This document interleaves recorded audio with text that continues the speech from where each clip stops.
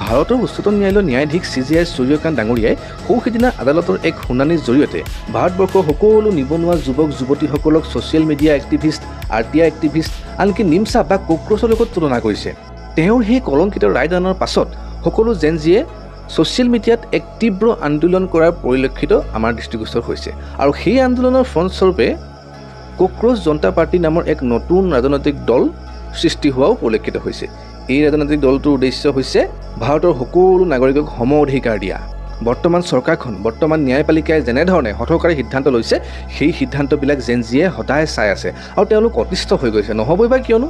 কাৰণ বৰ্তমান চৰকাৰখনে এক বিশেষ শ্ৰেণী, বিশেষ উদ্যোগপতিসকলক বিশেষ গুৰুত্ব দিয়া সকলোৱে পৰিলক্ষিত হৈছে। এই কথাবিলাক আচলতে বাস্তৱসন্মত নহয়। আৰু কক্ৰচ জনতা পাৰ্টিৰ বিষয়ে আপোনাৰ ৰায় কি? তলত কমেণ্ট কৰিবলৈ নাপাহৰিব। ইয়াৰ বিষয়ে যদি সবিশেষ আৰু লাগে কমেণ্ট কৰিব। মই এক ডাঙৰ ডিটেইল ভিডিঅ' এটা বনাই চেনেলত আপলোড কৰিম। তেতিয়ালৈকে চাই থাকক আমাৰ চেনেলটো, লাইক, শ্বেয়াৰ, ছাবস্ক্ৰাইব কৰিব। আপোনাৰ দিনটো শুভ হওক। ধন্যবাদ।